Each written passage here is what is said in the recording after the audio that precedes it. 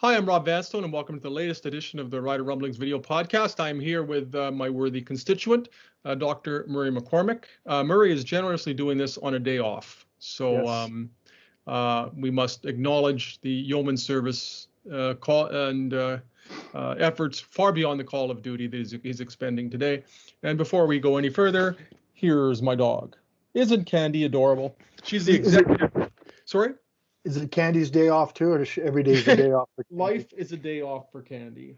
So she's the executive producer. So few things to bat around today. Rough Riders are 3-0, first time since 2013. And there's this issue of vaccinations that seems to be cascading across the Canadian Football League. Which topic would you like to tackle first? Well, you and I are both known to always start with a happier note. Let's start with 3-0. What the heck? That's not very often it happens here. It's happened quite. I meant to look it up. It's happened a few times. Like they've started off hot since I've taken over the beat and managed to do pretty well towards the end. And I was watching the game the other night and laying there doing some stuff and thought, we might have to start calling these guys a good team. Well, they most certainly are. Are they a great team? We don't really know yet. But they're clearly the 3-0 record is certainly well earned. I did some number crunching. I'm not entirely finished yet, but this is the Rough Riders' 6th 3-0 start since 1975. So interestingly, it's not too novel for them to do this. They went 3-0 in 1988, and they didn't do it again for 20 years. They went 6-0 to start the 2008 season. Then they did it in 2010, 2012, and 2013. 3 of those seasons, those being 2008, 2010, and 2013, they played host to the West Division, a West Division playoff game, the West Division semifinal.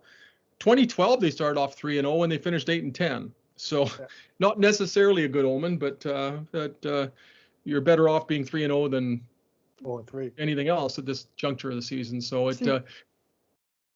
and who knows? This is so unpredictable. Who knows?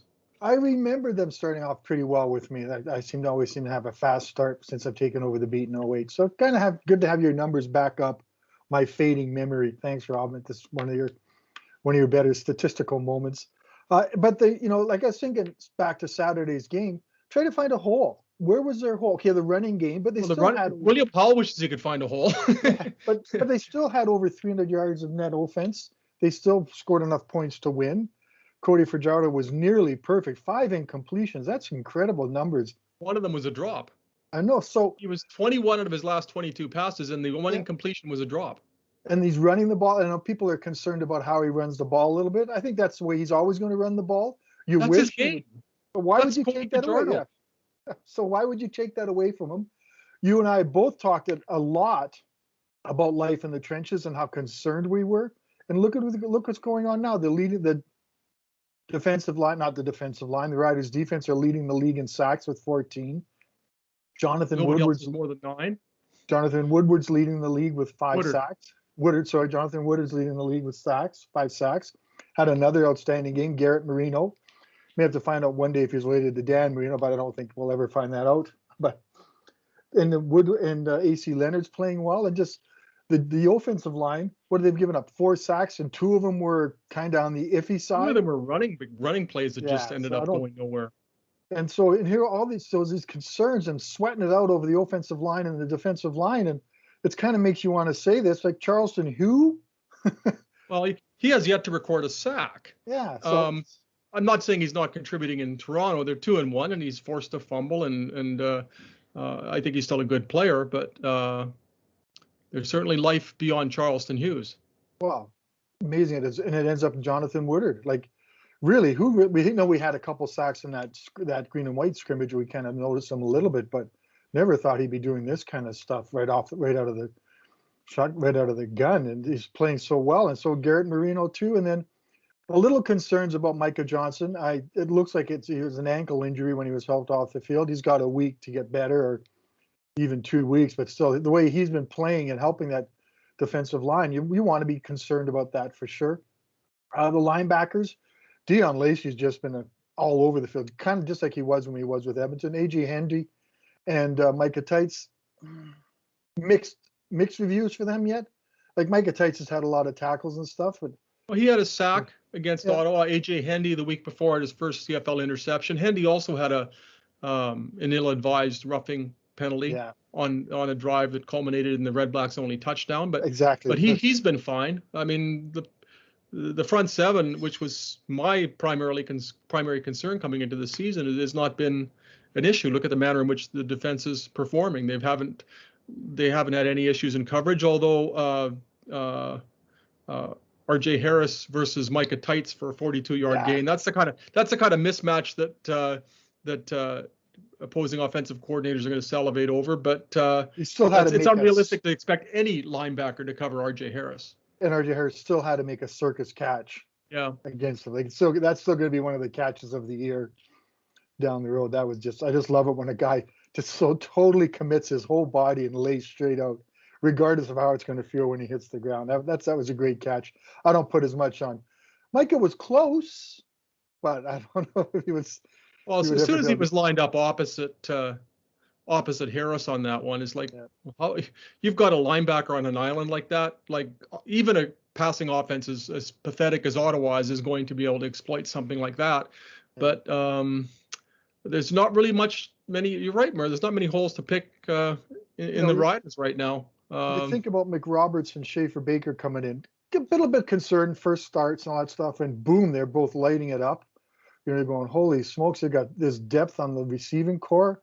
So it's really, I know it's only 3 games, and sometimes Saskatchewan, we get accused of going over the top pretty darn fast, but you watch that game, and I know Ottawa's got its issues, and you look at the things they're doing well, and it's hard not to get excited for the second portion of this. It's not the second portion. We're a little bit away from the second half of the season. It just feels like, though, doesn't it? Doesn't it feel like we should be heading into the second half? This time of year, we're usually about midway through a season. Yeah. And we're basically midway through the midway if you look at the Queen City X right now. So different dynamics this season. It's just a weird thing. But, I think other teams, I think I've seen a couple of power polls where Riders are ranked first, rightfully so. I don't think there's any issues with that. How do you pick anybody else at this point? At 3-0. But did you think they could go 3-0 in the way to start off the season? I had them going 7-7. I think I had. I mean, considering that their schedule is now heavily weighted toward road games, and they are a beat-up football team, you never know. But I figured they'd win 2 out of their 3 first home games. Two out of their first 3 home games. The loss being to Hamilton, and that ended up being the most lopsided victory of the season in favor of the Rough Riders. So that pretty much invalidated those predictions right out of the gate. But the offensive line. Jason Moss is being very smart, as is Cody Fajardo, about how to compensate for some of the subtractions from the offensive line. And I'm not for a moment diminishing the manner in which they perform, but the strategy largely reduces the pressure placed on the offensive linemen, especially those who are new to the Canadian Football League or to the lineup, because they're getting rid of the ball so quickly. Basically 2/3 of Cody Fajardo's passes this season have been released in fewer than 2 seconds. So there just isn't time to get to the Rider quarterback. Now, I wonder if there's a possibility there, though, that if teams can jam the receivers on the short routes, if you go back into coverage and they say, let's rush 3 or 4 guys and let's concentrate on coverage, and you force the Riders into those situations where there just aren't going to be those receivers open for those short routes, and you make them go deep.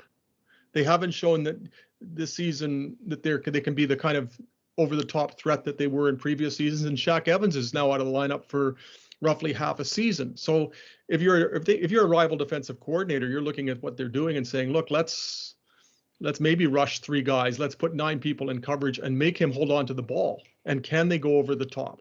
And can that offensive line hold for 3 or 4 seconds, or will they have to hold for 3 or 4 seconds? That would seem to me to be the way to neutralize the Rough Riders offense, is just to not allow it to play to its strengths the way it has been doing. The wild card in all of that, though, is Cody Fajardo can just take off and run, exactly. and he's doing that so effectively. 66 yards rushing against Hamilton, 47 this past week. and was the Riders' leading rusher, more than twice as many yards as William Powell had. So the running game is a concern in terms of handing off the football, and you have to wonder, 2 out of the 3 games this season, the Rough Riders' running game has either not been effective or not been used. So I'm still not sure what to make of that running game. Well, I think it's being used, just being used by different personnel, isn't it? A little bit the way you're kind of overlooking that Cody is doing his job, and when he has to run the ball, helping things out there. I think one of the things with the running game is I do like is in this Cody, this last game wasn't as head first sliding as much as he was, and I know you take that out of his game, you take away the best part of his game, but it's nice to see that he's getting a little bit more cautious when he's going to get hit and stuff, because we do know even though the guys behind him he is the franchise quarterback. We haven't been calling that because without good reason. We kind of would like to see him stay as healthy as he can for as long as he can. Well, one hit can change everything. And yeah. Great stuff, even last season, a freak injury in practice, and if Cody Fajardo doesn't get hurt in practice, are they in the Grey Cup, or do they win the Grey Cup? We look at Darian Durant back-to-back seasons. We look at Ron Lancaster in 1970. There's myriad examples of a Rough Riders sailing along quite nicely until the quarterback gets hurt, and then that changes everything. And this isn't a situation where if John Huffnagel gets hurt, there's Joe Barnes ready to come in. There's not a situation where if Ken Austin gets hurt, there's Tom Burgess ready to come in, or vice versa. There's no Kevin Glenn as Plan B anymore. So. They're just, and that may change if we end up seeing Isaac Harker or Paxton Lynch for an extended period. But right now they're still unproven. What is proven is that this offense can move the ball with Cody Fajardo, and that any discussion or speculation about him being a flash in the pan or a one-off, I think that's quickly been quashed by his performances right out of the gate. And I know this is an offense, and I'm going to give kudos to Ed Gainey's pick. That was probably one of the best picks he's had since 2017, the way he climbed the ladder and got up there. And, there were little concerns about Ed getting a little older, getting a little slower, but boy, that was a big time pick. Yeah, it looked like it was going to be intercepted out of the hand. As soon as he threw that, I thought, well, that's going to be picked, because nobody fell for the double move. No. And that was a huge play that put the Riders on the Ottawa 37-yard line, and was just. It was an example of how the Rough Riders managed the game so well too. They were happy to take the field goals. They didn't. Yeah. They were a little daring in some cases in that they gambled on a 3rd and 3. But for the most part, they realized you don't need a lot of points to beat Ottawa. Let's not give them a life. And if 3 points are there, take the 3 points. And in a lot of cases, there were cases too where the Riders were 2nd and 9 and they threw for 6 yards. And in some cases, you look at that and say, well, why don't you throw beyond the chains or beyond the yard markers? But in one case, a pass to Braden Lanius, that was the difference between Brett Lowther trying a 50-yard field goal and a 44-yard field goal. Some of those shorter passes, even if they didn't necessarily go for first downs, made the field goals more manageable for the Rough Riders. And what the Rough Riders defense also did, there were a few times when the Red Blacks crossed midfield and it looked like they were at least going to be in field goal range. And Lewis Ward isn't going to miss very often. He missed the long field goal. Yeah. Is that Candy's cameo? He missed the long field goal on Saturday, but Lewis Ward is a very reliable kicker. So you don't want to. The Red Blacks took themselves out of field goal positions a couple of times when Matt Nichols got sacked, and that defense tended to stiffen when Ottawa was encroaching upon field goal range. And I think it was the timeliness of the plays that were made by the defense. There weren't a lot of turnovers, only 2 ultimately, but the defense played the game smartly, and the Rough Riders offense played the game smartly. And you're generally going to win when you do that. Yeah. Because I had a great statement I was going to make there, Rob. Oh my goodness! You talked too long. I'm going to say now it's not football. It was so cool to be at Mosaic Stadium with the fair going on, people all around us, just kind of like people having fun. It was just that buzz walking into the stadium, that buzz that was going on around the whole facility was such a cool thing. And I know the Delta variant is here, and I know there's issues, but it was nice for a couple of minutes there to have normalcy return. To see what was going on with the fair. I didn't go walk around the fair. I was done too late. But didn't you think that was kind of cool? The smells and the sounds and the noises and all that, and just kind of took us back to the old days of early August and when things used to be normal. Yeah, I went for a walk after the game. I filed my column around 11:15 and decided to go for a walk around the Midway, and took a bunch of pictures that I used to make snide remarks on Twitter. And it was cool just to go for that walk. I stopped at one of those food booths. I got my wife a Greek salad. It was $20 with some lamb thrown on, and I left them a nice tip. And my wife is still eating it. So it was kind of cool to walk around and kind of, again, take in that which is normal, and hoping that it's sustainable. You look at and maybe we're transitioning into the other topic that seems to be timely right now is the COVID numbers, and obviously there's I think a trend across the league for fans who want to attend games to have to either prove vaccination or show a negative COVID test. Now, as we record this on a Tuesday morning at 11:23. 7 of the 9 CFL teams are now requiring it, or at least the jurisdictions, the governmental, the government ruling parties in those areas are certainly requiring it, and in a lot of cases the teams are in lockstep with it. The Rough Riders are an outlier here, as are the Edmonton Elks, and we know what kind of COVID situation the Edmonton Elks are in right now. Yes, exactly. Where do you see this going, Mur? If anywhere? Wow, I wish you remember we kind of thought that the CFL would have to get to September before it started to play. And I kind of thought maybe September might be the end. I think it's a sign of tough things ahead. I think if the Eskimos are going to be one of the first teams. Elks. Sorry, I know, and I'm just going to compliment you on that. Jeez, that's the Elks alarm. Yes. Well, sorry. Anyway, I kind of think, I hate to think it's the tip of the iceberg, but I kind of wonder if it's just a sign of, it's the people who are unvaccinated that are causing all the issues. Can we say that? If you're vaccinated, I don't think you can still get COVID, but you're going to be okay. In most cases. I mean, most cases. Jesse Jackson got vaccinated. He's not feeling that well as we speak now. There's some examples of that, but you're playing the percentages here. There's more examples of people getting. And I think the Eskimos are going to be in tough shape. Elks. I think the Elks are going to be in tough shape. But we don't even know if these guys are sick or whether whether they just have symptoms or what's going on with them. What's it going to be down the road for this team? Yeah. 9 players. 9. That's it's kind of funny. You think back to the things. Remember once we were really fretting over 4 guys with Achilles injuries on the same day? Yeah. And then they have this, the Elks thing shows up and you go, holy smokes, another day of this is just an incredible, unbelievable things happening to the CFL, and hopefully they can land on their feet. But I don't know, can Toronto afford to give up another game? Like if there's talk of maybe playing it back in Edmonton, Toronto is getting. I just hope they can play it. Yeah, I hope they can play it.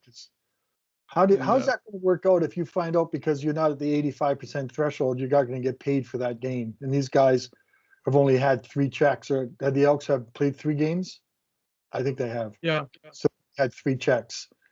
And it's been a long time since they've had any sort of regular income. So I don't know how that's going to go. There's the incentivization to get vaccinated. And there's sort of some peer pressure incorporated into the equation too. And that if you're a team that's at 84% and you've got players who are unvaccinated, I'm sure there's going to be some veterans leaning on those guys. Mm-hmm. You're potentially taking some food out of a lot of people's mouths. But I don't think it's surprising that it has happened. Considering and you look at the numbers such as they are in Alberta, it's somewhat scary there.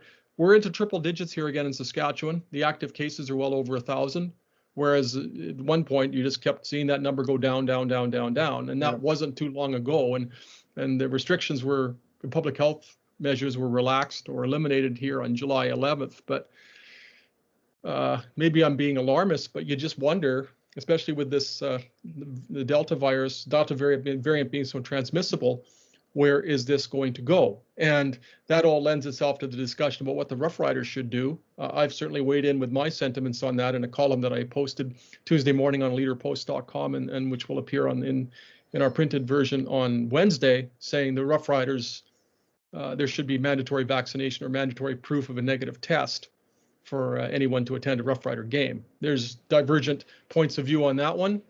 To me, it's simple common sense, and it's simple, let's put safety first. The Rough Riders have been resistant to this. They're in lockstep with the provincial government. which has, I think, opted for a less stringent approach. But again, you look around the country, you see 7 out of 9 teams, including 3 of them on Monday that committed to this. I think at some point you've got to just be conscious of the way that this is trending, and be very, very, very wary of it as well. It's also the government was largely the impetus to make them go that way too, aren't they? Isn't that kind of the government to push the riders to do this? Well, I think first and foremost it should be on the government to do the right thing, and take to an extent protect people from themselves. And they have been very obstinate to this point regarding not mandating vaccinations at sporting events. And there's a whole other issue coming down the road too, not just with rider games, but junior hockey season is about to begin. What happens as far as the 5 Western Hockey League teams in Saskatchewan? What happens as far as the Saskatchewan Junior Hockey League? There's a lot of mass gatherings or larger gatherings that are now going to be part of the sporting mosaic. So and kids are going back to school. Kids are going back to school, and they're not vaccinated, and that's nothing a kid below 12 or whatever they can do about it. That's what that is. They have to wear masks, but there are people who would like to be vaccinated but can't be, and who's looking out for them? So I think at some point the lead has to be taken, and if the provincial government doesn't and continues to abdicate responsibility for this or offload responsibility to this, in this case, as you've seen with the deference to the school boards or the school districts, at what point does this become very dangerous? And if the provincial government, and I don't want to get political here, I should be on Murray's podcast or the other Murray's podcast, but if the provincial government isn't going to do something about it, the city of Regina should. They ultimately own Evraz Place and Mosaic Stadium and the Brandt Center, which is going to be a facility that is certainly can accommodate one of these large gatherings. And if the government or the governments aren't going to do something about it, I think the Rough Riders should certainly take the initiative and do the right thing. Well, I think we've seen enough of this. It's no longer permissible or well advised for this to continue. And I'd be surprised if the Canadian Football League wasn't very quietly or perhaps strenuously lobbying the Rough Riders to get on board with this. Well, I know that I'm starting to wear a mask again in public gatherings. I've just gone back, and I'm a double vax. I didn't think I need anymore, but I think the way things are trending now, it's time to get our masks back on. And there's not a lot of masks at a Rider game, Rob. No, I looked around on Saturday. I had to have my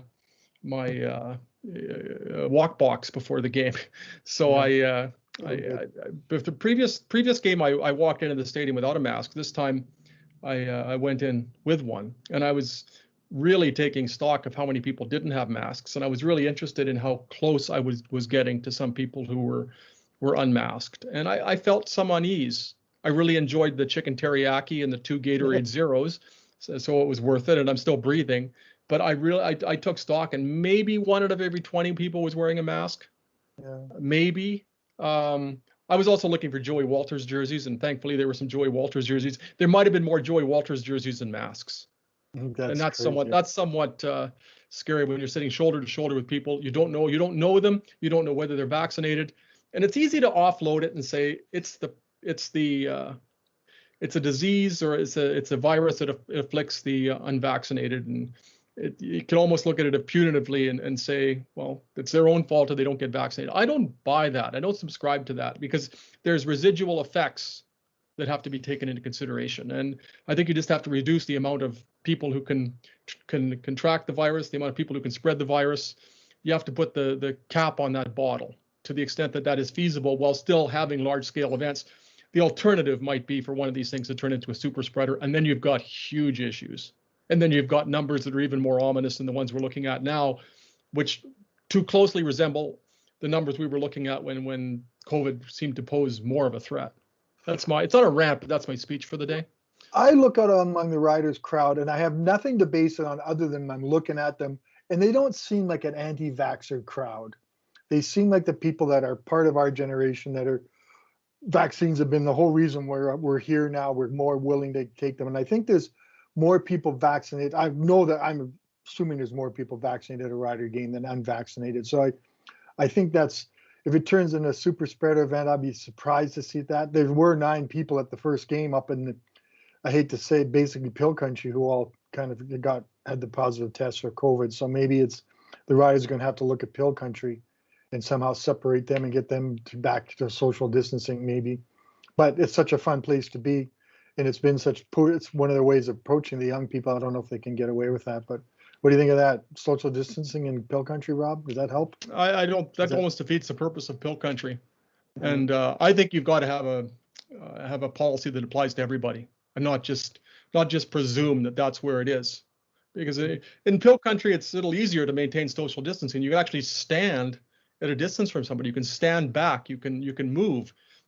Elsewhere in the stadium, you're welded to a seat, and you've got to shuffle by people to go to the bathroom or go get popcorn or walk box. I got to keep saying walk box. So I would think that there's pros and cons in either locale, but again, just look around. 7 of the 9 teams are now saying this, and we're seeing it now for Blue Jays games. We're seeing it now with private businesses. We're seeing it in various walks of life. We're seeing it in entertainment circles. It's time. It is absolutely time. And I think the longer the Rough Riders wait on this, the more risks they are inviting, and the worse they look. And this is an organization that generally is and deservedly regarded as a league leader, as a leader in the community, a leader in the province. In many ways, they symbolize the province. And the longer I think this goes, the more they put at risk a lot of what they have worked so hard to build. And that is their brand. And that is everything to them. And I don't think they can take the risk of it being tarnished. The fact that we're talking about this and that other people are talking about this instead of the Rough Riders being 3-0, I think to a degree diminishes the brand. The discussion should all be Rough Rider related discussion should all be 3-0. And yes, we control the tenor or the content of the discussion as it exists within this forum, but this discussion is also being held in other places. I'm on CBC on Wednesday talking about this, and I'm on CJME on Tuesday afternoon talking about this, etc. We're not talking about the Rough Riders being 3-0. And wouldn't they like for all the discussion to be about matters pertaining exclusively to football, when that is an unqualified good news story after all these months and in a complete season of not having football? Well, when do you think, did they really have a big push through now? They only have, 4 home games left? Well, okay, good. I mean, maybe they've gotten away with it so far. Yeah. And they've had 3 of them back to back to back. So now they've got a bit of time to reconsider this. And I think the discussion is different now than it was heading into August 6th or August 14th or even August 21st. At one point, it was just the Bombers and the government of Manitoba that was espousing this. Yeah. Now there's 7 out of 9 teams. And the CFL's marquee team is one of the outliers. I just think it's time. I don't know why the Rough Riders wouldn't be seen to be. I'm not sure if they could even be proactive on this anymore, because it would be more reactive at this juncture. Now, yeah. But at least mitigate the damages and minimize the risks, and let's get on with this. We can talk about football next week. Does that mean vaccine passports? Because basically all I have to prove that I have a double vax is a little handwritten card that's written someone's writing from when I got my vaccine. And I think you can go to the website to get a printed version of you've been vaccinated. I don't know. I've just got the little card, whatever is required to verify that you've been vaccinated. And the other thing is that they go to such considerable lengths to make sure that the field of play is COVID free. And I mean, our photographers, for example, Troy Fleece and Brandon Hart, they have to have a COVID test on site before every game. And they're really particular about who can even stand on the sidelines. Well, all the injured players are set off in an extra spot. Yeah. If you notice, there's like a little sort of corral for the injured players. Yeah, and they can't stand in with the other guys. And we still don't know if all those players have been vaccinated. But it seems to me that there's a standard being imposed, and this is part of the CFL's protocol, not necessarily the protocol designed by the Rough Riders, but one they certainly have to comply with, where there's certain people who are in the stadium or on the sidelines who absolutely have to show proof of vaccination and have to prove that they don't have COVID. Yet that seems to be waived rather selectively, and it doesn't apply to the players, all the players on the field who are actually running into each other and would therefore seem to be at much greater risk of giving each other COVID-19 than a photographer standing in the sidelines who's by sheer for practical reasons doesn't really want to be in the middle of the action. So they operate at a certain distance just because of what they do.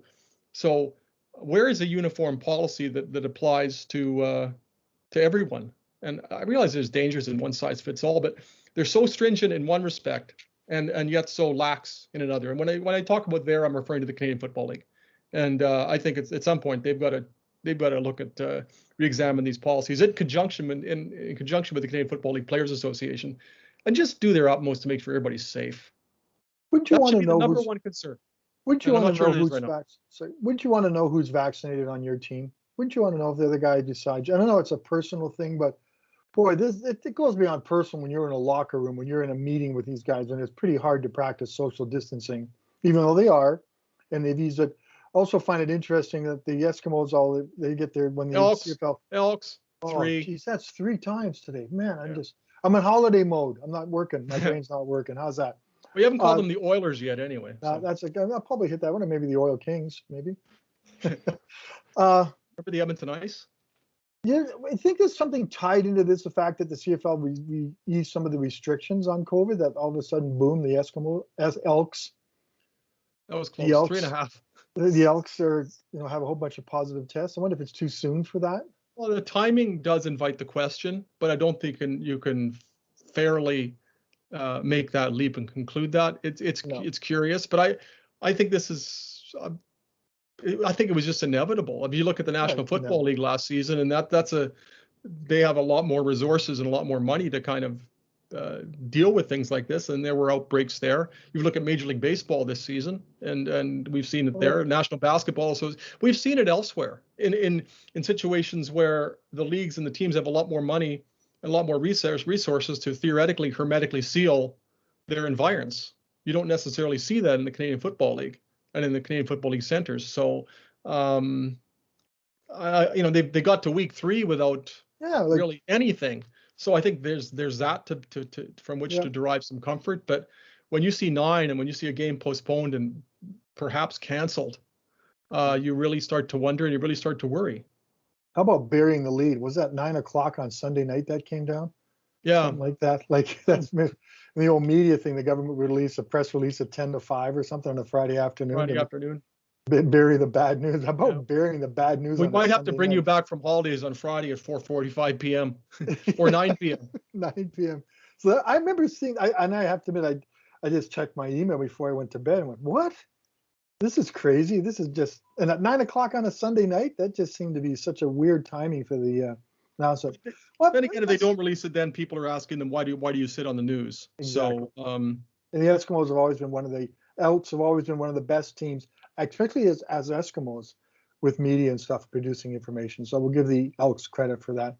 Let's move on. I want to move on to, we have a bye week here. Things are quiet for a little bit. Good, other than the CFL blowing up around us. The Riders are off. I don't know how many of them have gone away. There didn't seem to be any sort of, they talked a little bit about some guys could have got vaccines, but not in time to be able to leave the city. Originally, the protocol said you weren't allowed to go home during the bye weeks. You had to stay. Yeah. So that's, I'm sure if they could go home, they went home. But it's a little money to fly. They haven't had a lot of checks, so they've kind of got to look after the things. They've got some financials to worry about, but still, it's been a long time since some of them have been home to see their kids and wives. So I'm hoping most of them got a break. Craig Dickinson's going fishing with his dad, which he's done in the past. Good for Craig. He knows how to keep things in perspective and to get away. And then they're back. Well, Craig Dickinson knows that the line is very important. Sorry, bad joke. Oh, yeah. That's a good Sorry. One. Caught me hook, line, and sinker with that one, buddy. Stinker in that case. Stinker, yeah. Sorry. And and then they're back next week. They're going to be to a normal week. I think that they're supposed to be back and practicing next Wednesday, a week from Wednesday. And we'll see what they can do then, because guess who's coming to town? The Blue Bombers are, and it's going to be, holy smokes. Regardless of what's going to happen, I think the Labor Day Classic is still going to be a classic. I still think the scores and whatnot are going to be set. It's just going to be an opportunity for people to all get together on that there's so many beautiful Labor Day memories that I hope we have some with this one.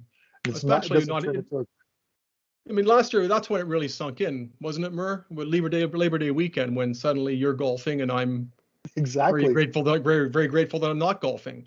So that's where it really hit us, that there's no football, when that tradition came to a close, or at least was preempted for a year. So I mean, Rough Riders win that game, they're 4-0, and Winnipeg is 2-2.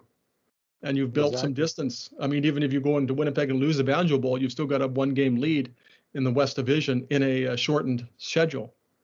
And the Bombers, if they win the game, they're both teams are 3-1, and suddenly the Bombers have the edge in the season series.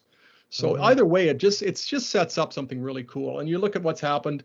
I mean, the Bombers are the defending Grey Cup champion, and they got there, by winning at 20-13 at Mosaic Stadium.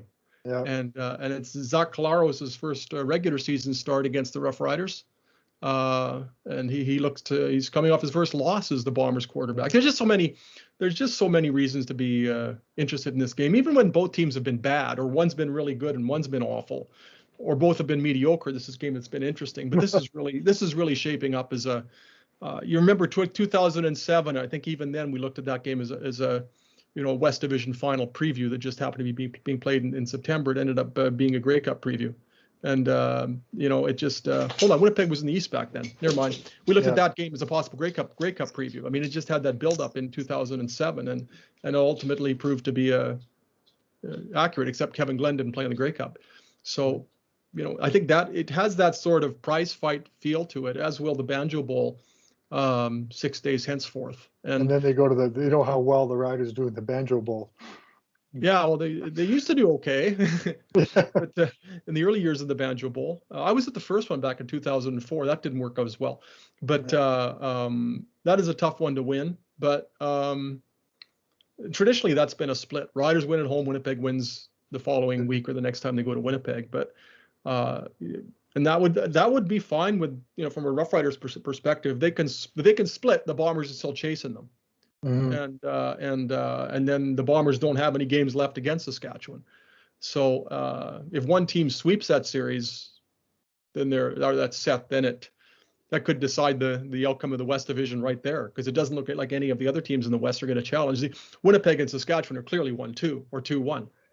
Yeah, I didn't think I wasn't all that impressed with Winnipeg against the Argos. I didn't think Zach Collaros looked as strong as he had in the first two games. I just thought that was kind of a mediocre game for Winnipeg. What did you think? Yeah. I think it'll help them to get Andrew Harris back. Yeah. What I do really impresses me about Zach Collaros is the way he's throwing the ball vertically in a season when a lot of teams aren't. Winnipeg has been an outlier in that they've been able to go over the top. And how often do we see that in the Canadian Football League, where most of the passes, such as those thrown by the Rough Riders, are very short and very east to west as opposed to north south, and that pass to Darvin Adams, the Bombers don't have a hesitation to go over the top. And even if there's Candy, and even if you look at the West Division final when it was held here last year, one of the things that really impressed me about Zach Collaros, and something we didn't see as much either by design or for other reasons, was that Zach Collaros didn't really go over the top that much as a Riders quarterback. We're seeing a different Zach Collaros now. We're seeing somebody who's scrambling around in the backfield in a manner not dissimilar to that which Ron Lancaster scurried around in the 1960s. And it's a different Zach Collaros. It's the player that I think a lot of people were hoping they had seen here in 2018. And as long as they have him, and as long as he remains healthy, that gives that offense some potential, and perhaps more potential to blow up a game than any team in the West Division, considering what we've seen so far, because they have a dimension to their game that nobody else has demonstrated so far, and that's an ability to go over the top. And the Rough Riders haven't shown it yet. Edmonton isn't even playing this week. Calgary's got their second or third string quarterback in there now, depending on how you look at the situation. And BC is, well, they're just kind of there. Yeah, so Mike O'Reilly didn't look very good on the weekend. Mind you, he was running for his life the whole time too. The offensive line is, Riker Matthews is supposed to be a big free agent signing. I think he's missed 2 of the last 3 games. He might have played here for a little bit. Figueroa is hurt. And Mike O'Reilly is running for his life again. as he did last year. Now he's 36 as he was when he was 34 and getting beaten up. Yeah, so it's got to be. What do you think about what do you think is going to happen with the ESPN? Do you think the CFL should play the game, or when they should play the game? Should they cancel it? Well, if you can get the game in, you have to try and get the game in. The CFL is known for goofy scheduling, so why stop now? I mean, the NFL was able to get games in. I think they played every day of the week last year. They did. And, Tuesday night football is a wonderful thing. So, they hopefully they can squeeze it in somewhere. If they don't, it almost creates an inequity, isn't it? There's two teams that don't have one game's worth of wear and tear, whereas the others do. And ultimately, does it work to their advantage not to play? I mean, I think you've got to level the playing field competitively as much as anything, not only statistically with games played, but you've got to make sure that every team is subjected to the rigors of the game to the exact same degree. And so I hope they can get it in. I haven't looked at when those teams have bye weeks or what have you, what the logistics would be. And the locale is certainly a question mark. I think you got to get that game in. The problem is they built no wiggle room into the schedule, so they have to really take a long look at this. Yep, I agree with everything you said. So do I. Should we sign off and let you let me resume your holidays? Exactly. Go back to cleaning. We have to play the message. This is a message that is mandatorily. I've even recorded this now so that I don't ever forget it again. This is by decree of Mark Melnichuk, our executive producer. And please stay with us for the next 25 seconds. There'll be 25 seconds you won't regret. If you enjoy the podcast, please leave a review and a 5-star rating. It helps us grow the podcast. You can subscribe to the show on Apple Podcasts, Google Podcasts, Spotify, Stitcher, or wherever you get your podcasts. Why is it playing that? Send us a question, you can email rob@rvanstone@postmedia.com and we'll read it on the air. What a disaster. You can follow me on Twitter @RobVanstone or Murray @MurrayLP. I thought we both made such Leave a review and a 5-star rating. It helps us grow the podcast. For Murray McCormick, I'm Rob Vanstone, and we'll talk to you next week. Take care. I can't think of a better ending than that. Bye.